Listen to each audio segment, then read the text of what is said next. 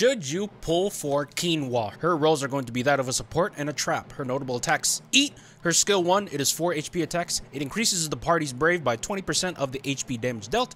It grants 1 level of frogs captured, that's her overhead effect. It increases by 1 after Quina acts. It increases by 1 whenever Quina breaks someone. And when frogs captured is at level 10, she does both rainbow brave damage and it upgrades her skill 2 to the plus version. Frog drop plus her skill 2, it is 6 split HP attacks and it increases the party's brave by 50% of her own max brave. Limit glove, her EX, it is 7 split HP attacks. It does rainbow damage, it cancels the break if the enemy is broken, and it increases the party's brave by 20% of the HP damage dealt, and it grants high tide for 8 turns. That buff retains 30% brave on all HP attacks, and the entire party's EX recast gauge rate up goes up by 20%, meaning your EX gauges are going to be filling up a lot faster. Monster Bomb, her LD, it is 3 AoE HP attacks. It increases her use of Eat by 1. It inflicts heat for 6 turns on all enemies. That's her trap, but it also gives HP damage resist down by 20%. Let's get to what her trap debuff does. It's called Heat.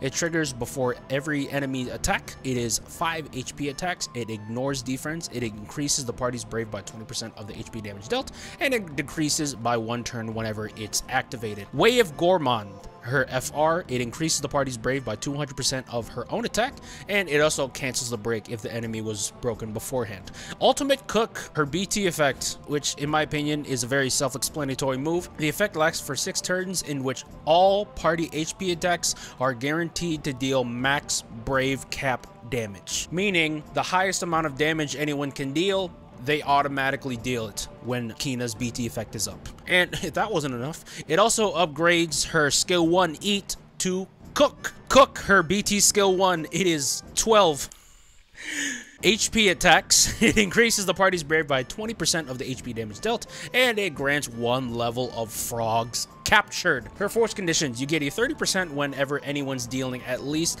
9,999 brave damage, and that only has to be 1 singular brave attack, by the way, and you get a plus 4% per every level of frogs captured that Quina has, meaning the maximum amount of percentage you're gonna get for this is 40%. Let's get to her pros. Let me just open up my list real quick. Yeah, her BT guarantees highest possible HP attacks, so you don't need a support unit with Quina. That's a lie. She is the support unit, really, but you really don't need auras, you don't need brave damage up, you don't need HP damage up, you don't need any of that. Her BT guarantees that you're going to be doing the max damage possible every freaking attack. Sure.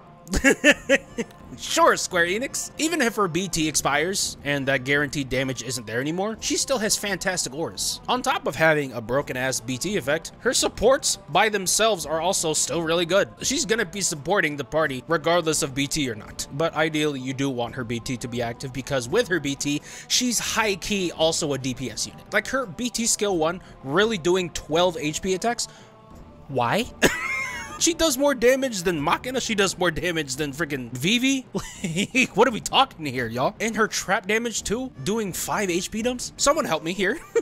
Someone help me. Why is this a thing? I digress. We're not even done. Her FR conditions are very easy. Once Quina hits that level 10 and her frog is captured, it stays level 10 the rest of the fight. All you need to do is just build it up to 10, and that's it.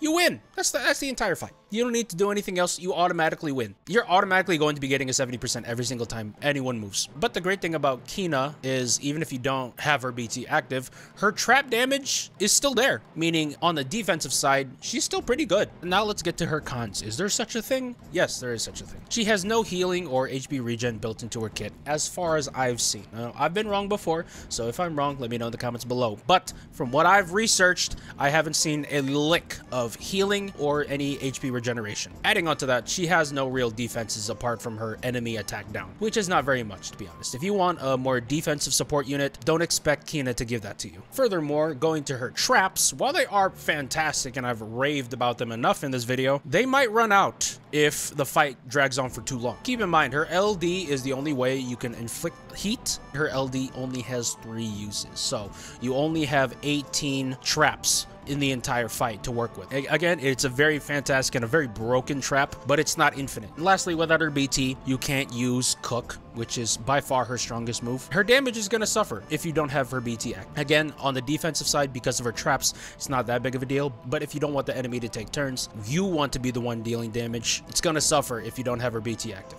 My should you pull rating for Quina is an S. Should you pull on Quina? Yes, absolutely. No excuse. Anyone and everyone should pull on her. Guaranteed 100%. I don't care who your favorites are. I don't care if you don't like Final Fantasy IX. You pull on her. Simple as that. Well, thank you guys so much for watching with me. I'll see you guys in the next one. Bye!